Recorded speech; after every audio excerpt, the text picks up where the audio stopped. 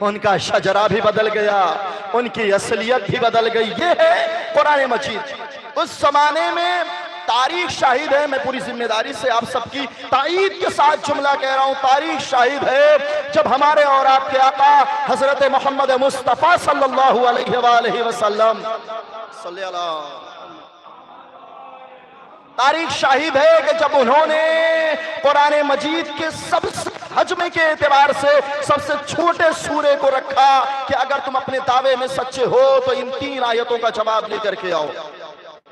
تاریخ کہتی ہے کہ ہر عرب نے یہ کہہ کے قلم توڑ دیا، ما ھذا کلام البشر۔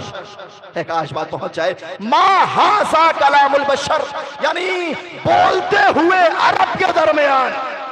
جب رسول عربی نے قرآن مجید کی آیتوں کو رکھا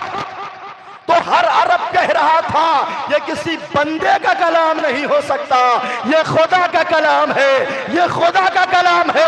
میرا سوال آپ سے ہے، میں آپ تمامی حضرات کی تائید کے ساتھ جملہ کہہ رہا ہوں، میرا سوال ہے کہ قرآن مجید میں جو آیتیں موجود ہیں یا جو الفاظ استعمال کیے گئے ہیں وہی الفابیٹس ہیں نا جو عرب اپنی روز مرہ کی زندگی میں استعمال کرتے تھے؟ ایسا تو نہیں ہے کہ قرآن کا الفابیٹس الگ ہیں اور وہاں پر استعمال کی جانے والی زبان کا الفابیٹس الگ ہوگا؟ نہیں، ہر باشعور اور پڑھا لکھا اور سمجھدار انسان کہے گا وہی الفابیٹس جو عرب اپنی روز مرہ کی زندگی میں استعمال کرتے تھے، اسی الفابیٹس کو اللہ نے چن کے قرآن کی شکل میں انہی کے درمیان پیش کیا۔ تو ہر بولتا ہوا عرب کہہ رہا تھا ما ھذا کلام البشر، ما ھذا کلام البشر، ما ھذا کلام البشر۔ میں آپ تمام تر حضرات کے حوالے ایک جملہ کرتا ہوں کہ اگر اللہ بے جان الفاظ کو چن لے تو دنیا کا جواب نہیں لا سکتی، اگر ان کے درمیان بولتے ہوئے افراد کو چن لے۔ اللہ اکبر، اللہ اکبر، زندہ باد، یا علی یا علی یا علی یا علی۔ انہی کے درمیان بولتے ہوئے افراد کو چن لے، ہمارے نبی جیسے فرد کو چن لے تو دنیا ہمارے نبی کے کردار کا کیا جواب لا سکتی ہے؟ آج دنیا چل رہی ہے، جہاں دیکھو جسے دیکھو تھوڑا سا شعور کیا آ گیا، وہ ہمارے نبی ہمارے آقا پر لب کشائی کرنے لگا۔ سارے ماحول آپ کے سامنے ہے، سب آپ نے سنا ہے۔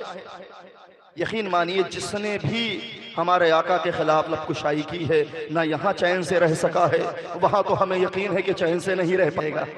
بات پہنچنی چاہیے۔ میں اپنے اس یوٹیوب چینل کے جانب سے اور ذریعے سے میں پوری عالم انسانیت کو بتانا چاہتا ہوں کہ یاد رکھیے گا، امن کا پیغام اگر اس پورے عالم میں کسی نے پھیلایا ہے تو وہ کوئی اور نہیں، ہمارے آقا حضور پاک حضرت محمد مصطفیٰ صلی اللہ علیہ وآلہ وسلم ہے۔ اور الحمدللہ ہم انہی کی سیرت پر چل رہے ہیں، اور تاریخ شاہد ہے کہ ہم کبھی بھی فتنے کا کام نہیں کرتے، ہم جہاں بھی کرتے ہیں وہاں اصلاح کا کام کرتے ہیں،